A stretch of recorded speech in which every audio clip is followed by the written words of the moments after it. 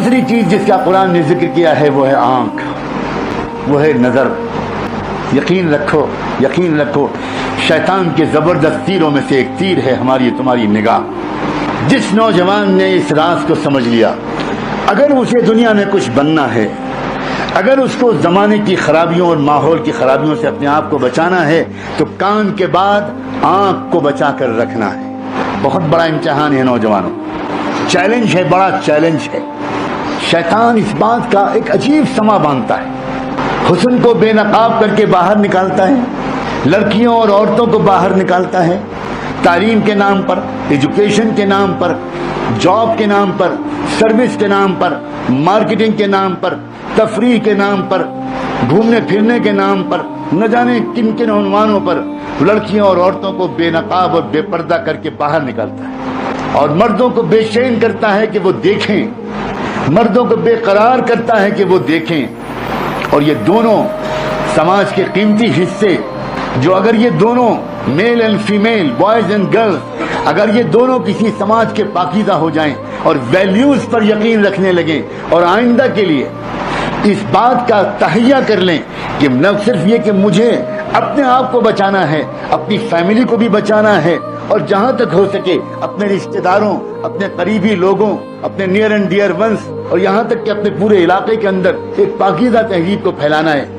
لیکن یہ نہ کر پائیں لوگ، اس کے لیے ایک طرف تو بے پردگی پھیلائی جاتی ہے، بے حیائی پھیلائی جاتی ہے، بے شرمی پھیلائی جاتی ہے، اور لڑکیوں اور عورتوں کو پردے سے دور کیا جاتا ہے، ان کے دلوں کے اندر پردے کی حقارت بٹھائی جاتی ہے، ان کی سمجھ میں یہ آتا ہے کہ پردہ ترقی کے راستے میں رکاوٹ ہے، ان کی سمجھ میں یہ آتا ہے کہ بے پردگی روشن خیالی کی علامت ہے، ان کی سمجھ میں یہ آتا ہے کہ بے پردگی دراصل ماڈرنزم کی علامت ہے۔ انا للہ و انا الیہ راجعون۔ میں اپنے ان عزیز نوجوانوں کے سامنے بوجھل قسم کی دینی تقریر نہیں کرنا چاہتا، میں ان سے ان کی زبان میں بات کرنا چاہتا ہوں۔ مجھے کوئی یہ بتائے، کوئی ایک نام دے دے کہ جس عورت نے، جس لڑکی نے اپنے آپ کو بے نقاب اور بے پردہ کیا ہو، جس نے اپنے حسن کو پبلکلی ڈیمانسٹریٹ کیا ہو، اور جس نے خود اپنے حسن کے ذریعے سے سماج کے کرمنلز کو انوائٹ کیا ہو، کسی ایک عورت کا ایسا نام دے دو، اس سے انسانیت کو کبھی بھی کوئی اچھا سبق ملا ہے؟ اس کی پیٹ سے جو بچے پیدا ہوئے ہیں، کیا ان بچوں نے انسانیت کو کوئی خدمت کی ہے؟ کیا اس کے گھروں کے اندر سے کوئی ایسا امام وقت کا رہبر ملا ہے، کوئی وقت مجدد ملا ہے، کوئی زمانے کی باطل طاقتوں کی کلائی موڑ دینے والا کوئی بہادر سپوت ایسی کسی ماں کے پیٹ سے پیدا ہوا ہے؟ اپنے مقام کو پہچانو۔ کیا ہو گیا ہماری بچیوں کو، کیا ہو گیا ہمارے نوجوانوں کو؟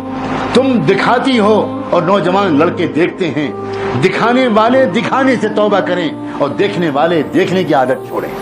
جب سماج پاک بن پائے گا، جب سماج پاک بن پائے گا، معاشرہ پاک نہیں بن سکتا اس مغربی تہذیب کے جیتے جی جو ہمارے گھروں میں گھس گئی ہے۔ اللہ کرے میرے عزیز نوجوانوں کو تمہارے پیشانیوں سے ایمان کا نور جھلکتا، تمہارے اندر جذبات نظر آتے ہیں کہ تم چاہتے ہو کہ نیک بنو، تم چاہتے ہو کہ تم کسی طرح ان برائیوں سے اپنے آپ کو بچاؤ، لیکن دوستو عزیزو تمہیں مضبوط ارادہ کرنا پڑے گا، مضبوط ارادہ کرنا پڑے گا۔ ایسا ارادہ کہ تم روزانہ جب کالج جاؤ، جب روزانہ تم اپنی اسٹڈی سینٹر میں جاؤ، جب روزانہ تم گھر سے باہر نکلو، تو نکلنے سے پہلے کیا میں تم کو آج ایک مشورہ دوں کہ 2 رکعت نماز پڑھ کے اللہ سے مانگا کرو کہ اللہ میں کمزور بنتا ہوں آپ کا، اللہ میں آپ کا کمزور بنتا ہوں، باہر شیطان کے جال پڑے ہوئے ہیں، اب باہر بہت مصیبت ہے، اللہ میں کیسے اپنی نظر کو بچاؤں؟ اگر نہیں پڑھتا تو مشکل، اور کالج جاتا ہوں تو مشکل، میرے اللہ تو مجھے بچا لے۔ 2 رکعت نماز پڑھ کے دعا کر کے جاؤ، درود شریف پڑھ کے جاؤ، اللہ کے رسول کے وسیلے سے دعا مانگ کر جاؤ، اور پھر دیکھنا تم کالج میں جاؤ گے، 12 گھنٹے کالج میں گزارو گے، 8 گھنٹے گزارو گے، ایک بار بھی بد نظری کا گناہ نہیں ہوگا، ایک بار بد نظری کا گناہ نہیں ہوگا۔ اپنی آنکھوں کو کنٹرول کرو۔